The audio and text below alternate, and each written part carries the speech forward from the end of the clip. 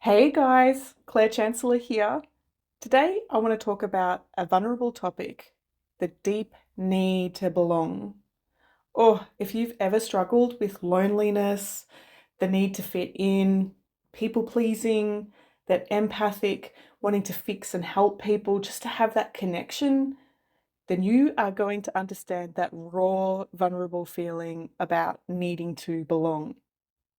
Now, you'll often hear in my videos, I extend out that word need because to me, the needing of something implies that there's a lack of security, relying on somebody else to give you what you need versus it being a want. And that's by choice and there's freedom and it's a more higher vibration to just to want and receive versus the need to receive. And so today, again, talking about the importance of belonging, I really want to focus on what is going on there with that need to belong, how it impacts our health, how it impacts our well-being, how it impacts our mindset, and of course, then going through what you can do about it. Self-coaching yourself, what is the new perspective that you can take to whether journal or reflect on a new point of view that can definitely shift the need for belonging so that you start to attract in that collaborative, beautiful give and receive, co-creative friendships. Everyone has an instinctive need to belong. The most healthy, secure people, they still have a need to belong, which is essential for that life satisfaction. It ties into our social identity, our safety, and our security. When we're little and born into a family, our survival is 100% dependent on others caring for our needs. And that's that whole emphasis on that survival, our ego needing us to survive. We depend on other people to meet our needs. So, very quickly, to adapt, we will learn to cooperate with our caregivers and we very quickly understand what is right by their agenda and what is wrong by their agenda because each family is going to differ depending on their values, their beliefs. So, from that childlike perspective, being good by their standards, by your caregiver's standards, ensures your survival. To have them meet your needs, you receive that acceptance and that praise. And of course, the polarity of that being bad by going against their standards typically results in negative consequences, which can feel like exclusion. So we need to belong to be able to get our needs met, to survive, to grow up. And of course, as we grow, we continue to live out this identity and adhere to those beliefs and values that were absorbed into us when we were so little, when we were functioning from that theta brainwave and just taking in everything that our caregivers said was the truth. Now, if you think about this, for those who understand the levels of consciousness, if your parents had told you that the sky is purple, as a child, you're in that theta brainwave. You are going to absolutely accept that. Okay, the sky is purple. If that's the color, that's what we call it. Fabulous. That's what it is.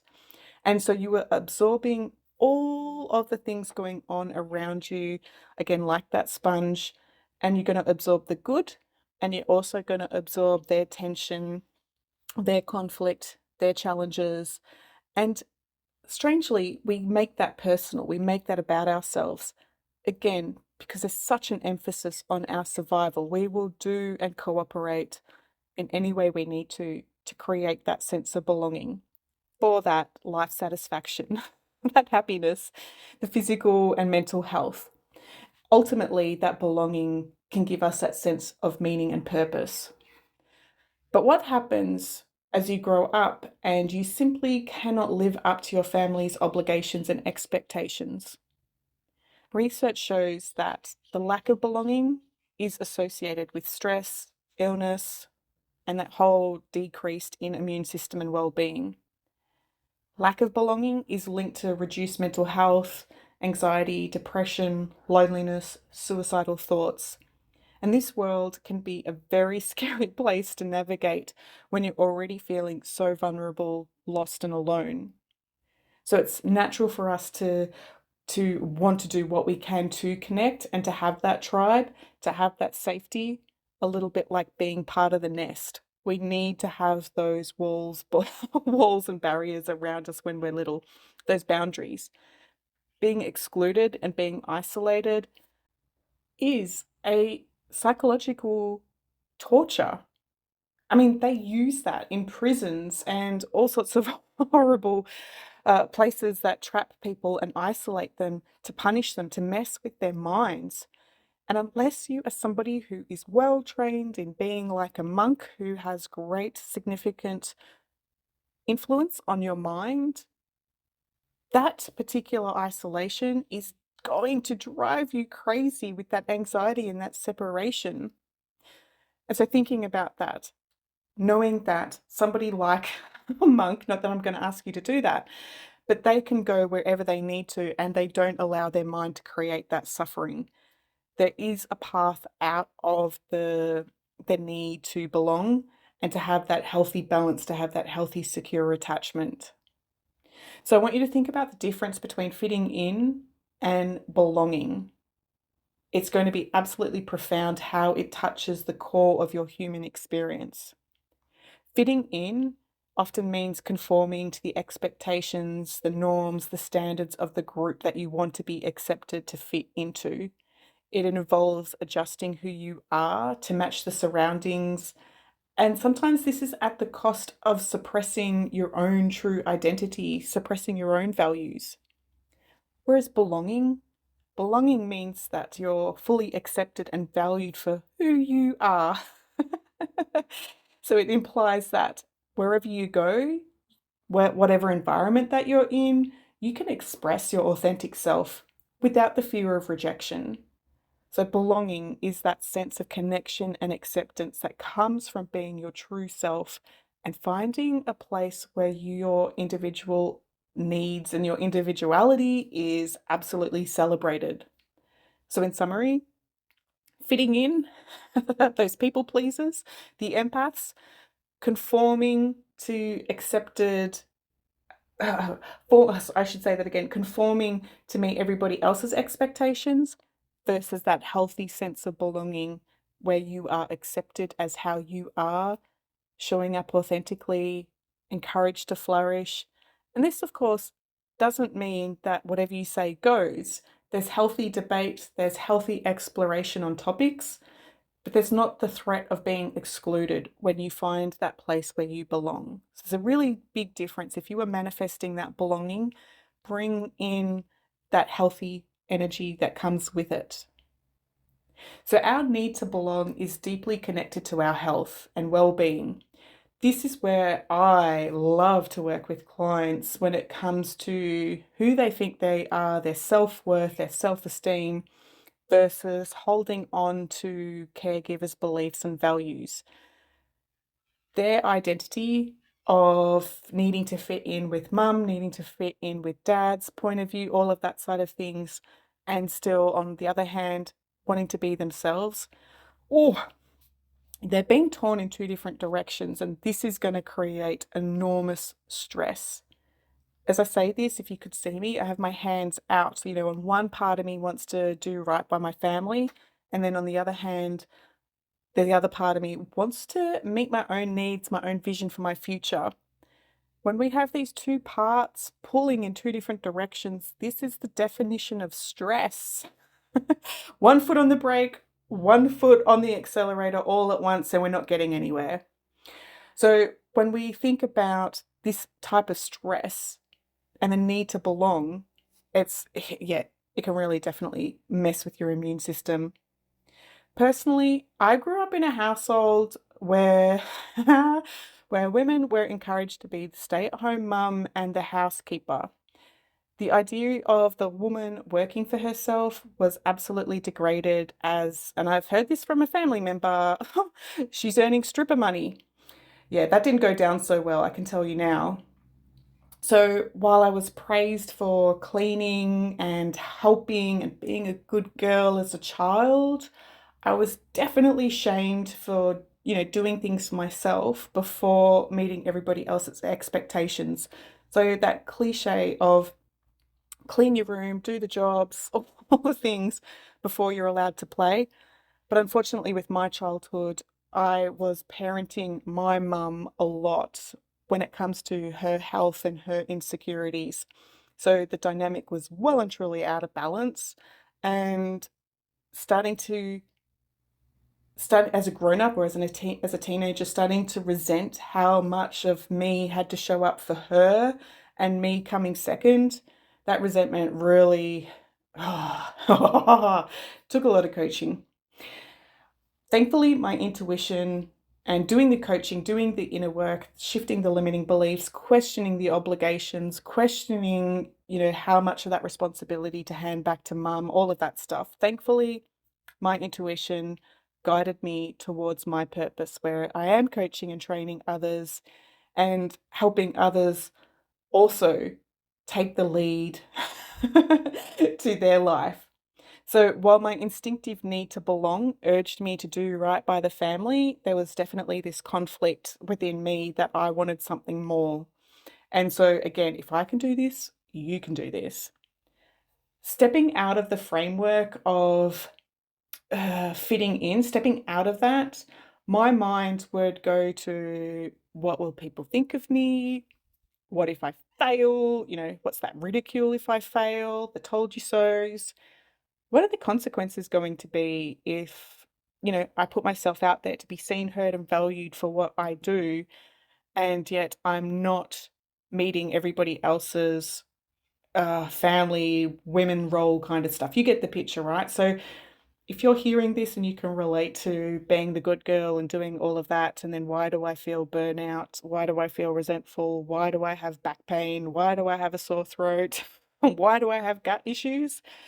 I'm telling you now, there's a tension and there's a pressure between who you were accepted when you were belonged to that tribe, versus your intuition pulling you to step out and lead the life free from all of that heavy energy. So sitting in those negative beliefs, sitting in that doubt and confusion well and truly will deplete your immune system. For instance, someone who constantly worries about fitting in at work may experience those headaches, may experience digestive issues, sore throats. Over time, their internal conflict, often again stemming from that threat to belong, to go with the tribe, to meet everybody else's needs, that can lead into more serious health issues. Well and truly, like back pain, social anxiety, depression, all the things. So it's worth noting that a lot of the origins of dis-ease, are typically due to that internal conflict, often stemming from a threat to someone's sense of belonging. If someone's experiencing reoccurring sore throats, as an example, in coaching, I would be looking at what is their threat to belonging. If they speak their truth, what's that threat to belonging? Because that voice, the sore throat, there's a weak link in the immune system there. They're suppressing what they want to say. What is that threat that if they were heard, what's the consequences? If they're having those reoccurring sore throats, like whose judgment are they worrying about? And again, if they're getting those reoccurring sore throats, what would they need? Sorry, what what would they do instead? If they weren't worried about other people's judgments, what would they say? And in the coaching session, again, I would be examining all of those multi-dimensional, multi-perspective angles to have a look at how that sore throat seems to be helping that inner child, the unconscious limiting beliefs. Because the truth is, if they did speak their truth and mum heard that, or the family heard that, oh, the shame. And the shame, the guilt, the resentment, so much harder to work through. So we just keep our mouths shut and avoid the confrontation, right? A very quick client example, Terry. I had a client, Terry, she put her life on hold to assist her mum during a health challenge. Her mum, yes, it was a serious health issue. Brakes needed to be put on. We needed to help mum. But mum also had a fear of being alone, right? So she had this unconscious fear of being alone. And so her health never really significantly improved And in fact, the more that Mum's health declined, the more Terry was obligated to keep her company. Meanwhile, Terry was very frustrated that her dreams, her goals were on hold, and the guilt drove her to stay. So Terry was experiencing all sorts of different health issues, gut issues, sleep challenges, overall anxiety. So one part of her, on one hand, one part of her wanted to do the right thing by her mum, while the other part envied her sister's freedom by not, and they were not partaking in the responsibility. Like, no, Terry's got it. We don't have to step in. So for Terry to have to actually, call a timeout and say, hey, I'm not coping, I need help, you know, everyone, the dance within that family dynamic well and truly changed. And what we had to do to get Terry into that space to speak her truth, to ask for help, was to the look at the guilt. We had to look at how she was being obligated to give to others before she gave to herself. We had to look at the limiting beliefs around, yeah, around having those uncomfortable conversations, and also brought in strategies for success in the way that she could speak her truth and maintain that boundary well and truly, that this is what I need. And how can you guys come to the table to help me with this? So when Terry stopped viewing the situation through that guilt lens, the pressure eased, allowing her to approach the situation calmly and practically. And so then, of course, as I said, the dance changed. She wasn't a stress head anymore. She was able to help mum get other help, and all the chessboard of life came together. And wouldn't you know it, wouldn't mum's health started to actually improve, because those two weren't in that unhealthy dynamic anymore. There was space to breathe. So again, this pull to belong, to conform, to fit in can be very limiting compared to recognizing your own self-esteem, your own self-worth. Brené Brown, we love Brené Brown, a renowned researcher on vulnerability and courage, has extensively explored this concept of belonging. And according to her, that true belonging is that innate human desire to be something, to be part of something larger than ourselves. However, she does emphasize that the true belonging can only be achieved by presenting your authentic self. That that that authentic truth of who you are, without the masks, without the shields. Because how do people actually connect to you if you're wearing Teflon and they can't stick and they can't connect? At some point you have to drop down those shields and be able to show up in a vulnerable way, letting people know what you need to then be able to have that co-creation rather than being in control to do all the things. On a side note there, when I'm working with clients who have that shield up, I let them know that that shield has been worn since they were little. It's that heaviness of having to give and please and help others for so many years.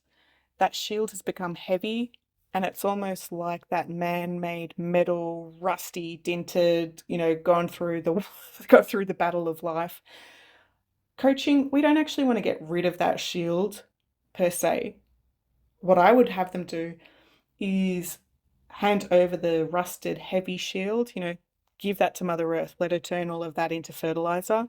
But to bring in that new high vibe, I call it like liquid crystal, but to bring in that higher vibration, that aura, that boundary around you, that's not so heavy to carry in your day-to-day world. And so when you show up in that breathable bubble of light, in that liquid crystal, people can see who you are, you can connect to them, but you get the say on how deep you allow them in. So, food for thought. If you're somebody who's working through the need to belong, there's definitely strategies within the mind to release some of the rigid, heavy boundaries and bring in something that's a lot more flexible. So, steps to empowerment for living that authentic life, it well and truly takes that self-awareness. You really do need to take time to reflect on your beliefs, your values, your standards, and identify which ones are resonating with you versus the ones that you have adopted. Again, this is where coaching, whether it's me or somebody else, often you need somebody outside of you to help you with those beliefs because I had a client who had the belief that it was kind to have the answers. I thought that's an interesting point of view. Going through a coaching session, I could question that belief because it was just so assumed to be true that when I said, "Oh, isn't it kind to have dynamic questions?" They're like, "Oh, okay, all right, let's try that one on like trying on shoes. Like, okay, that's a bit different." So sometimes those beliefs are well and truly ingrained in the unconscious mind, and we don't even know to question them. So again, something to think about there is checking in the beliefs that you're aware of. Are they working for you, and are they true? Similar sort of theme. You also want to challenge any assumptions that you have about your beliefs. These beliefs are. Let me actually sidestep again. Beliefs something that's happened to you in the past and the meaning that you've put to it. So, you know, mum's sick and the meaning is I have to go and help her. And now this is that belief that's now created that becomes that automatic habit. It's like, yeah, this has happened, so it means this. And you could do it to anything. Dad lost his job, so it means it's hard to get money. And now you're operating from that belief. So beliefs are not facts. Beliefs are generalizations, and you can definitely do a whole lot of fabulous work to release those limitations so that they are not the rule that you are living by. Coming back to the belonging piece, at some point you need to build your confidence and take small steps to build your confidence to become more assertive, to know what you're saying no to and what you're saying yes to. Well and truly important, that one. A lot of time people ask in coaching to be more confident. And what they don't know is that confidence is about taking a risk. If you break down the word confidence, it's with trust. So you have to have trust in your ability to take that risk, to do that thing, and trust that you will get back up on your feet. Confidence is not certainty. If you want certainty, then go do the thing that you know you'll get the outcome. Whereas being confident, confident to get up on stage, confident to have that difficult conversation, you don't really know the outcome, but whatever happens on that experience, you know that you'll pick yourself back up versus somebody who has low self-esteem that's like, no, if that goes bad, fear of failure, I'm out. So yeah, checking in with how you do confidence. Slowly over time, you want to start to surround yourself with people that do support and uplift you. You do want to do a bit of a checklist and check in who are the people who uplift you, who bring that healthy connection and support to your world versus the people that you kind of cringe and you push through to make the relationship happen. A lot of the time we overlook those healthy relationships. They're the dopamine side of us, we they don't get our attention, so we quickly ignore the healthy the healthy people, and yet those ones who, are the loudest, that squeaky wheel, the loudest, the most demanding, it's like, okay, fine, like I'll do anything and just like here, I'll be there, I'll help, I'll do whatever you need just to like come back to that equilibrium. So just start to take notice of the friends that work for you. And again, working with your vulnerability, allow yourself to have those new experiences, to allow yourself to have that personal growth, especially in a safe place with a healer or a coach to work out what actually motivates you. In closing, it's crucial to understand the importance of belonging and its impact on your health and well-being. Addressing those internal conflicts and challenging the limiting beliefs can help you move towards a more empowering and authentic life. And we're seeing that on social media all the time, right? It's like, I want to be more empowered, I want to live my authentic life. True belonging comes from you being able to be confident and finding those connections that resonate with you. I want you to think about momentarily those creative individuals, like the artists. They stand alone in this world with a unique perspective and the courage to remain true to their authentic self. So they will create that beautiful piece of artwork. That's their self expression, that's who they are, and they share that with the world for you to receive. For you to receive like a friend. It's like, oh, okay, interesting use of color, interesting how vibrant it is, all the things. And there's a sense of vulnerability there within the artist and that creative person who, yeah, just wants to express themselves. I want you to take notice of what would that be like to be that creative person, to express yourself, not always in words, but in the way that you show up, in the way that the way that you dress, the way that your home looks or your car is, all of the things to express yourself like an artist that provokes that genuine connection with people, those interesting conversations, and to really be that beacon of light in the world that encourages other people to embrace their uniqueness. Because boy, oh boy, this world would be so boring if we were all dull and all beige and all did the same things. We want your creativity to shine. We want your light to shine. We want that authentic, dynamic conversation and different points of view. We want that commitment and that collaboration because it makes life so, so rich. So, my final message here is to absolutely embrace that authenticity and that self expression. And yeah, absolutely be your purpose. I hope this has helped give you a different perspective today on the need to belong and how it's impacting your health and to know that there's a way forward. I'm going to leave it there with you, but I really, really look forward to talking to you later. I'm Claire Chancellor from Be Your Purpose Coaching, and I will talk to you soon. Bye, guys.